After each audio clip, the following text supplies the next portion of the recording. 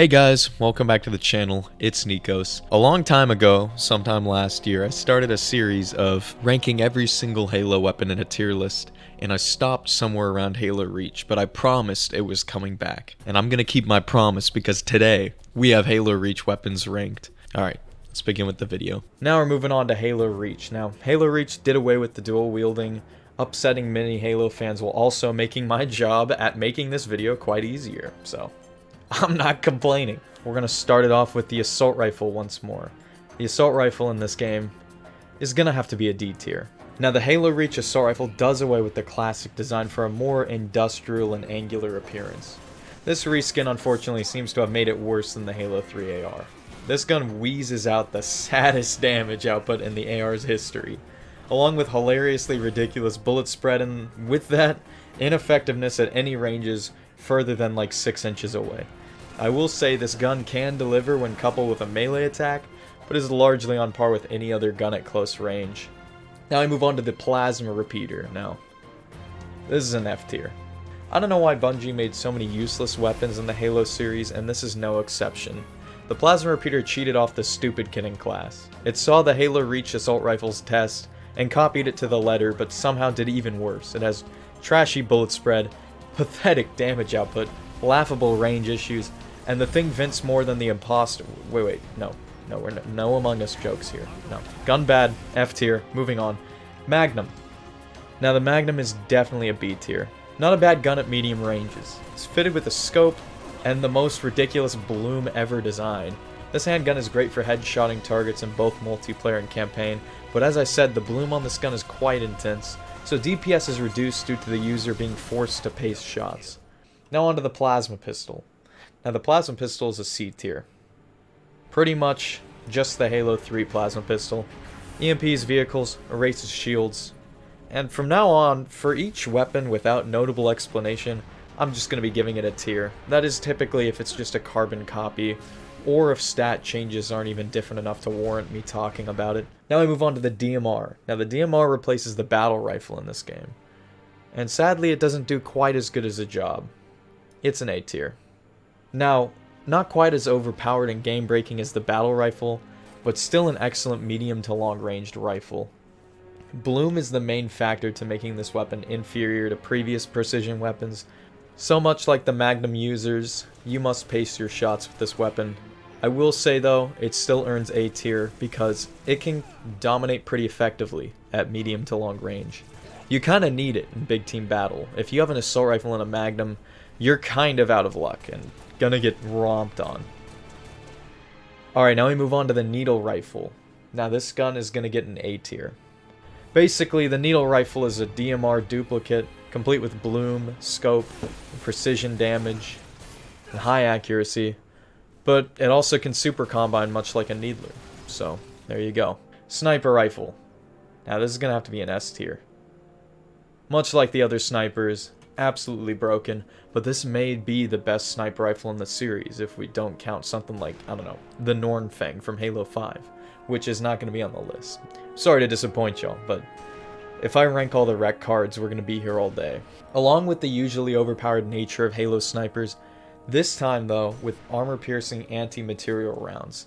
Now, to the average person, that just means that the weapon rivals the rocket launcher in dispatching vehicles. Lighter ground and air vehicles take only a few rounds to destroy, and knocking out tanks only requires the hatch to be popped off with one round, and a second round put right into the skull of the driver. This gun is overpowered for sure. Speaking of sniper rifles, we're moving to the focus rifle. Now this is a B tier. The focus rifle is perhaps the most disappointing power weapon in the series. Now, it never would make an appearance outside of the Halo mobile games and Reach, so not really surprised why it didn't come back, because this is what happens when a beam rifle lets itself go. Damage output is very high, along with great range and accuracy, but a beam must be held steady on an enemy for quite some time to make it at all effective. The focus rifle is much like a long-range sentinel beam, so, you know, if you're a sentinel beam fan, you're gonna love it, but if you liked the beam rifle, you're gonna be kinda disappointed. But it's not too bad, it's useful at longer ranges.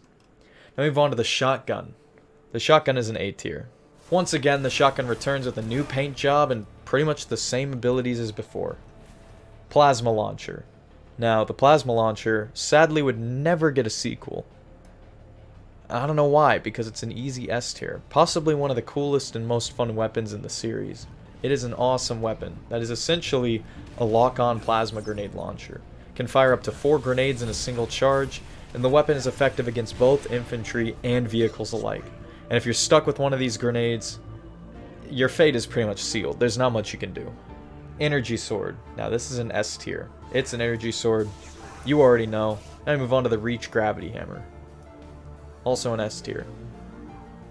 From here on out, all the swords and hammers are pretty much just going to be an S. Golf Club. S tier. No questions asked. Hammer Clone. Very effective against golf balls. The Plasma Rifle. Now the Plasma Rifle is very similar to the Halo CE Plasma Rifle. It has better range compared to past Plasma Rifles, along with high damage output at medium range. It's far better than the Plasma Repeater. I freaking hate that thing. It's definitely going to get a B tier. It's getting real crowded in here. Grenade Launcher. Now, the Grenade Launcher is going to have to be a B tier. The Grenade Launcher is a break barrel single shot grenade launcher. Splash radius is fairly weak considering this thing fires explosives, and it needs near direct hits to kill shielded opponents. The best part of the grenade launcher is the EMP feature. Holding down the trigger keeps the grenade from detonating until the trigger is released. Now, while the grenade is detonating, the noob tube's projectile also EMPs vehicles. It's great in a pinch against vehicles, but mostly unreliable against infantry because you're going to be reloading after every shot, which really brings the weapon down, but it's still a really good weapon. Now for the Concussion Rifle. That's a C tier. There we go. The Concussion Rifle is, well, it would be an S tier if you had the Concussion Rifle the elites on Legendary have. It just fires explosive energy bolts that kind of do weak damage. And definitely useless against vehicles. Yeah, it's pretty much forgettable. I don't even know why this weapon was in the game. Fuel Rod Gun is an A tier. Because when isn't it? Rocket Launcher. Obviously an S tier. This time it brings back its lock-on feature, but strangely only for air vehicles. So, not a bad weapon. Now for the Spartan Laser. That is an A tier.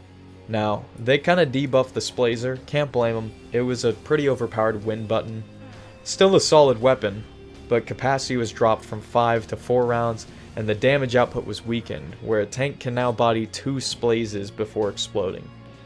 Now we move on to the Spiker, and that's an F tier. Pretty useless garbage. I don't even see players use this gun in multiplayer, though the brutes from the mission Exodus onwards will carry it. I don't even need to describe why it's so bad, just trash damage, range, and accuracy. You know, nothing impressive here. It's basically just the Halo 3 Spiker, but you can't dual wield it with anything, so there's no reason to pick it up. Now for the Needler. This is going to be a B tier. It is not a bad Needler. Not quite as OP as the Halo 3 Needler, but definitely a worthy contender. I think this is perhaps one of the best balanced Needlers in a Halo sandbox, and from here on out, most Needlers would kind of stick in the B tier with it. Now onto the Target the Target Designator? Oh yeah, I guess it's technically a weapon. Yeah, that's going to be an S tier. Pretty odd choice to put it on the list, but it's a great weapon.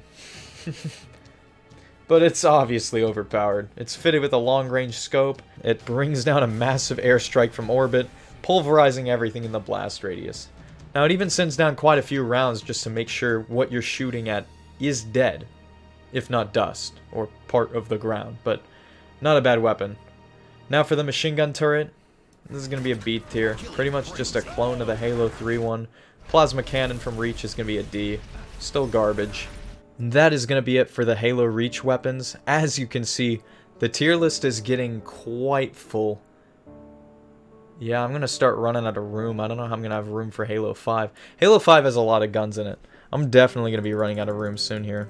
Anyway, that's going to be it for this video. I hope you enjoyed. If you want to see more videos like this, make sure you like and subscribe, hit the notifications because there are going to be more episodes of this coming out soon. So stay tuned, and I'll catch y'all on the next one. Alright, thanks for watching. See ya.